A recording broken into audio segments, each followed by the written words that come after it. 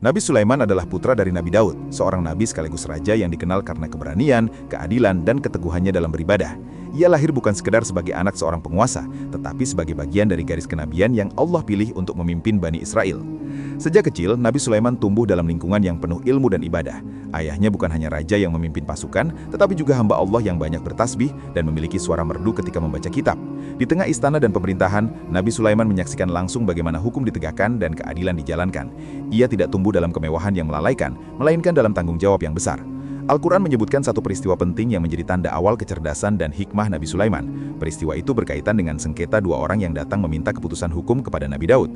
Diceritakan dalam surah Al-Anbiya ayat 78-79 tentang sebuah ladang yang rusak karena kawanan kambing milik seseorang masuk pada malam hari dan merusaknya. Nabi Daud memutuskan agar kambing-kambing itu diberikan kepada pemilik ladang sebagai ganti kerusakan. Keputusan itu adil secara umum. Namun Nabi Sulaiman yang saat itu masih muda mengajukan pertimbangan lain yang lebih seimbang. Ia mengusulkan agar pemilik kambing menyerahkan kambingnya untuk sementara kepada pemilik ladang agar ia bisa mengambil manfaat dari susu dan bulunya, sementara pemilik kambing memperbaiki ladang tersebut hingga kembali seperti semula. Setelah ladang pulih, masing-masing mendapatkan kembali miliknya. Keputusan ini bukan sekedar cerdas, tetapi menunjukkan pemahaman mendalam tentang keadilan restoratif, bukan hanya mengganti kerugian, tetapi memulihkan keadaan tanpa merugikan salah satu pihak secara permanen. Allah berfirman bahwa Dia memberikan pemahaman khusus kepada Nabi Sulaiman dalam perkara itu, dan kepada keduanya diberikan hikmah serta ilmu. Ini menunjukkan bahwa sejak muda, Nabi Sulaiman telah diberi kemampuan istimewa dalam memahami persoalan dan memberikan solusi yang lebih tepat.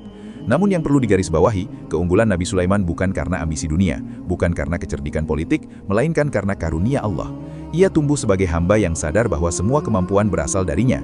Di masa mudanya, ia belajar langsung dari Nabi Daud, bukan hanya tentang memimpin kerajaan, tetapi tentang memimpin diri sendiri, tentang bagaimana kekuasaan tidak boleh memalingkan hati dari Allah, tentang bagaimana keputusan tidak boleh dipengaruhi emosi atau kepentingan pribadi. Masa awal kehidupan Nabi Sulaiman memperlihatkan satu pola penting dalam sejarah para nabi. Allah mempersiapkan mereka jauh sebelum amanah besar itu diberikan. Hikmah ditanamkan sebelum tahta diserahkan. Ilmu diberikan sebelum ujian datang. Dan dari sini, perjalanan besar Nabi Sulaiman akan dimulai. Perjalanan seorang nabi yang kelak memimpin manusia, jin, dan bahkan angin, tetapi tetap bersujud sebagai hamba. Waktu berlalu, dan kepemimpinan besar Nabi Daud akhirnya sampai pada akhir masanya. Setelah menjalani kehidupan sebagai nabi sekaligus raja yang adil, beliau wafat. Bani Israel kehilangan sosok pemimpin yang kuat, namun Allah tidak membiarkan mereka tanpa penerus. Kepemimpinan itu diwariskan kepada putranya, Nabi Sulaiman. Al-Quran menyebut dengan jelas bahwa Nabi Sulaiman mewarisi Nabi Daud. Warisan itu bukan sekadar harta atau istana, tetapi warisan kenabian, ilmu, dan tanggung jawab memimpin umat. Ini penting untuk dipahami, karena dalam ajaran para nabi, warisan terbesar bukanlah kekayaan dunia, melainkan ilmu dan amanah. Dengan wafatnya ayahnya, Nabi Sulaiman memikul dua beban sekaligus, sebagai raja dan sebagai nabi. Ia bukan hanya pemimpin politik tetapi juga pembimbing ruhani bagi kaumnya. Kekuasaan dan wahyu berada dalam satu tangan, dan itu adalah ujian besar. Di awal kepemimpinannya, Nabi Sulaiman menyadari bahwa kerajaan yang luas bukanlah sesuatu yang bisa dijalankan dengan kekuatan manusia semata. Ia tidak bersandar pada pasukan atau harta, melainkan memohon pertolongan langsung kepada Allah. Dalam surah Shad ayat 35 ia berdoa, "Ya Robku, ampunilah aku dan anugerahkanlah kepadaku kerajaan yang tidak dimiliki oleh siapapun setelahku. Sesungguhnya Engkaulah yang Maha Pemberi." Doa ini bukan lahir dari ambisi untuk kesombongan. Para ulama menjelaskan bahwa permintaan tersebut bertujuan agar kekuasaannya menjadi bukti nyata kenabian dan hujjah atas kaumnya. Ia ingin kerajaan itu menjadi sarana dakwah, bukan alat kemegahan pribadi. Dan Allah mengabulkannya. Sejak saat itu kerajaan Nabi Sulaiman berkembang menjadi kerajaan yang belum pernah disaksikan sebelumnya. Namun yang membedakan kepemimpinannya dari raja-raja lain adalah fondasinya, tauhid dan keadilan. Ia tidak memisahkan kekuasaan dari ibadah, ia tidak memisahkan kebijakan dari wahyu. Setiap keputusan dilandasi kesadaran bahwa ia akan mempertanggungjawabkannya di hadapan Allah. Dalam sejarah para nabi, fase ini adalah titik penting. Banyak orang diuji dengan kekurangan, tetapi tidak sedikit yang justru hancur karena kelapangan. Nabi Sulaiman diuji dengan kekuasaan yang sangat besar dan ia memulainya dengan doa dan kerendahan hati.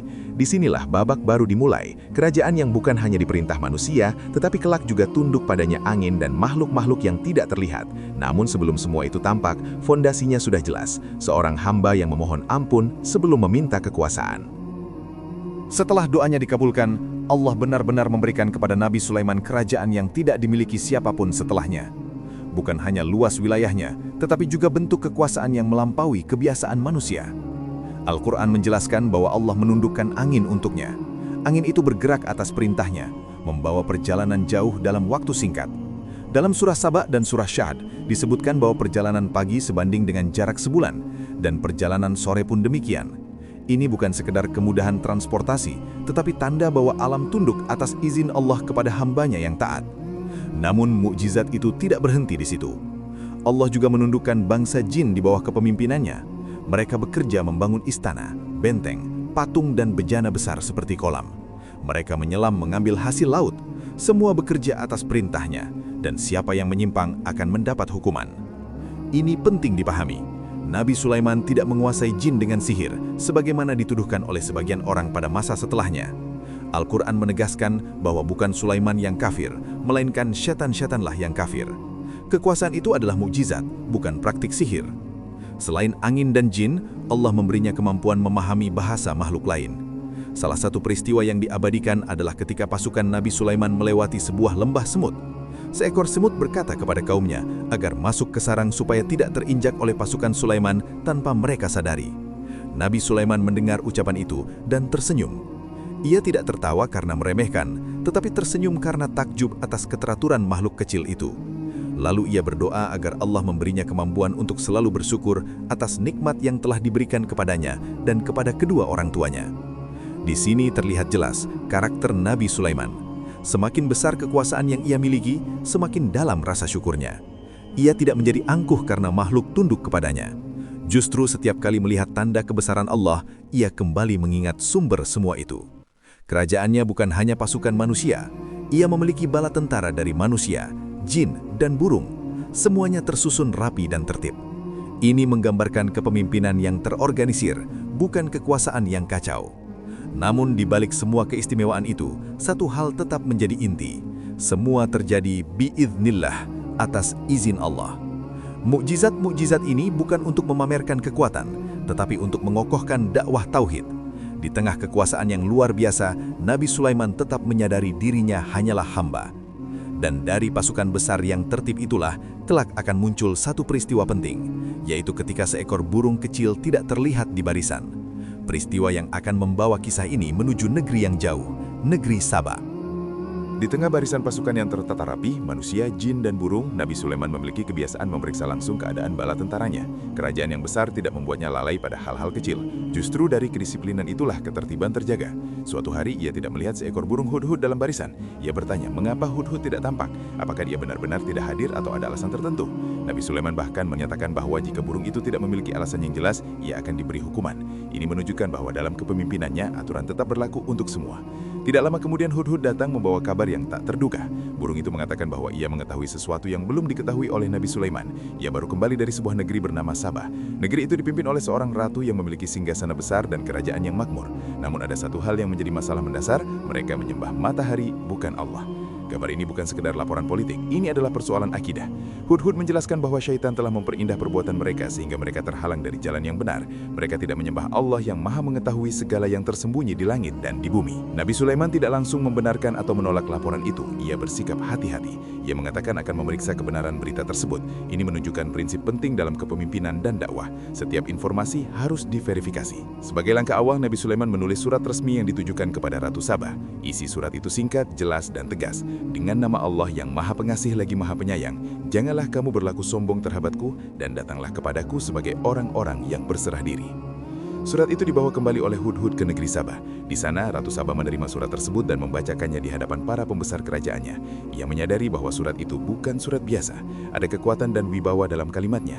Ratu itu tidak tergesa-gesa mengambil keputusan. Ia bermusyawarah dengan para pemukanya. Mereka menyatakan kesiapan untuk berperang jika diperlukan, tetapi menyerahkan keputusan akhir kepadanya. Ratu Sabah memilih langkah yang berbeda. Ia ingin menguji Nabi Sulaiman terlebih dahulu. Ia mengirimkan hadiah besar sebagai bentuk diplomasi. Namun disinilah perbedaan mendasar terlihat. Ketika hadiah itu sampai, Nabi Sulaiman menolaknya. Ia menegaskan bahwa apa yang diberikan Allah kepadanya jauh lebih baik daripada apapun yang mereka kirimkan. Kerajaannya tidak dibangun atas dasar harta pemberian manusia. Penolakan ini bukan bentuk kesombongan, tetapi penegasan bahwa dakwahnya bukan untuk keuntungan dunia. Ia tidak mencari upeti, ia mengajak kepada tauhid. Dan dari titik ini, pertemuan antara dua pemimpin besar itu menjadi tak terhindarkan. Negeri Sabah akan berhadapan langsung dengan kerajaan yang Allah kokohkan. Setelah hadiah dari negeri Sabah ditolak, menjadi jelas bahwa Nabi Sulaiman bukanlah raja yang bisa dilunakkan dengan harta. Dakwahnya tidak bergerak karena keuntungan dunia. Ratu Sabah akhirnya memutuskan untuk datang langsung menemui beliau. Sebelum rombongan itu tiba, Nabi Sulaiman ingin menunjukkan satu tanda yang akan membuka mata sang ratu tentang hakikat kekuasaan yang ia hadapi. Ia bertanya kepada para pembesarnya, siapa yang mampu memindahkan singgasana Ratu Saba sebelum ia datang dalam keadaan berserah diri. Salah satu dari golongan jin menyatakan kesanggupan untuk membawanya sebelum majelis selesai. Namun ada seseorang yang memiliki ilmu dari Alkitab yang berkata bahwa ia mampu mendatangkannya dalam sekejap mata. Dan atas izin Allah, singgasana itu telah berada di hadapan Nabi Sulaiman dalam waktu yang sangat singkat. Ketika melihatnya, Nabi Sulaiman tidak memuji kekuatan dirinya atau pasukannya. Ia berkata bahwa ini adalah karunia dari Robnya untuk mengujinya, apakah ia bersyukur atau kufur. Sekali lagi, kekuasaan besar itu selalu ia kembalikan kepada Allah. Singgasana itu kemudian diubah sedikit bentuknya. Tujuannya bukan untuk menipu, tetapi untuk menguji apakah Ratu Saba mengenalinya dan bagaimana kecerdasannya merespons perubahan. Saat Ratu Saba tiba, ia ditanya, apakah singgasana itu miliknya? Ia menjawab dengan hati-hati, seakan-akan itulah dia. Jawaban ini menunjukkan kecerdasan dan kehati-hatian, tidak tergesa-gesa memastikan, tetapi juga tidak menolak kenyataan. Kemudian ia diajak memasuki istana. Di sana terdapat lantai yang tampak seperti genangan air. Ketika melihatnya, Ratu Saba mengangkat pakaiannya karena mengira ia akan berjalan di atas air. Namun ternyata itu adalah lantai kaca yang bening dan halus.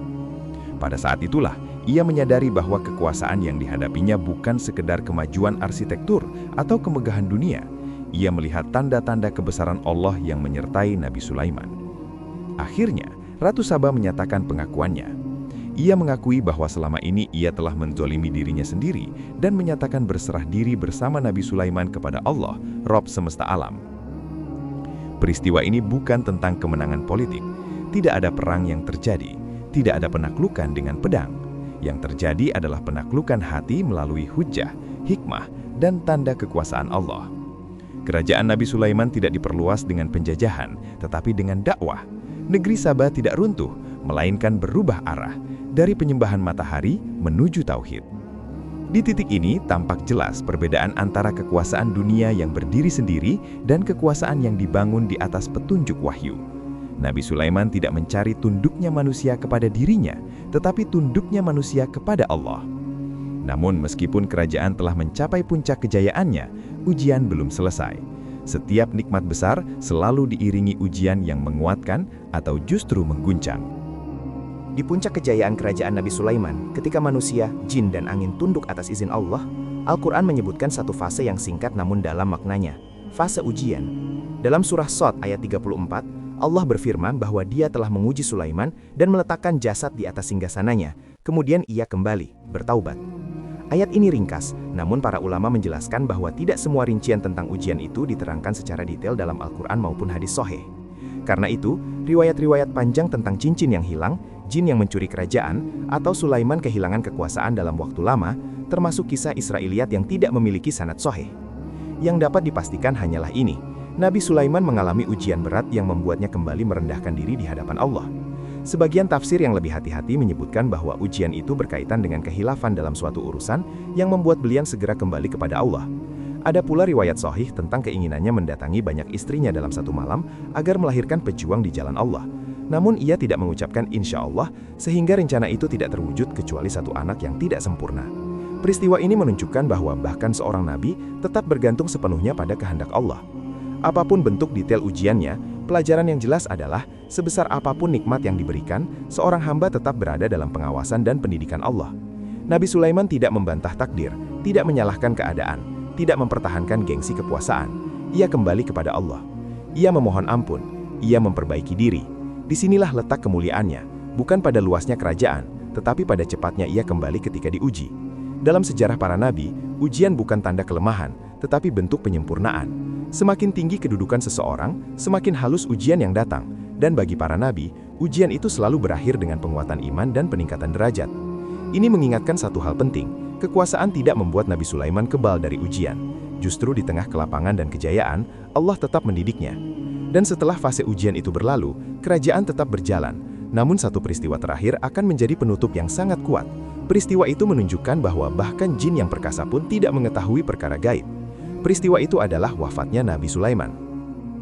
Di akhir perjalanan hidup Nabi Sulaiman, Allah menutup kisahnya dengan satu peristiwa yang sangat kuat maknanya.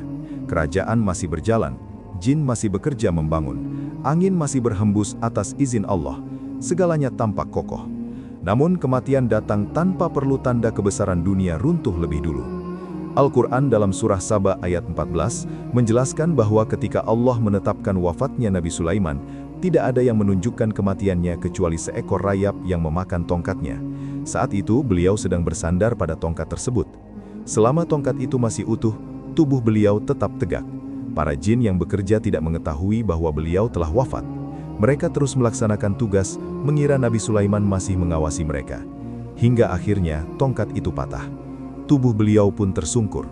Barulah saat itu para jin menyadari bahwa beliau telah meninggal dunia sejak beberapa waktu sebelumnya. Seandainya mereka mengetahui perkara gaib, tentu mereka tidak akan terus bekerja dalam keadaan yang melelahkan. Peristiwa ini bukan sekedar kisah tentang wafat seorang nabi. Ini adalah bantahan tegas terhadap keyakinan bahwa jin mengetahui hal-hal gaib. Mereka kuat, mereka mampu membangun bangunan besar, tetapi mereka tetap makhluk yang terbatas. Hanya Allah yang mengetahui yang gaib. Wafatnya Nabi Sulaiman juga menjadi penutup yang tenang bagi perjalanan hidup yang luar biasa. Tidak ada pemberontakan, tidak ada perebutan dramatis yang diabadikan dalam Al-Quran. Yang ditekankan justru satu pelajaran tauhid. Kerajaan sebesar apapun tidak mampu menahan ajal. Kekuasaan atas angin tidak dapat menunda kematian. Jin yang tunduk pun tidak bisa mengetahui saat itu datang. Dan disitulah letak keseimbangan kisah Nabi Sulaiman. Ia diberi kerajaan terbesar, tetapi wafat dalam keadaan seorang hamba.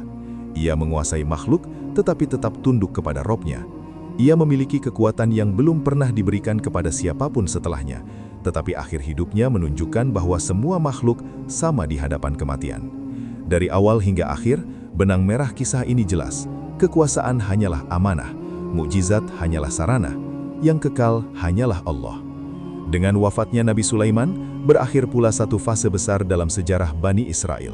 Fase ketika tauhid ditegakkan bukan hanya melalui kata-kata, tetapi melalui kerajaan yang tunduk kepada wahyu.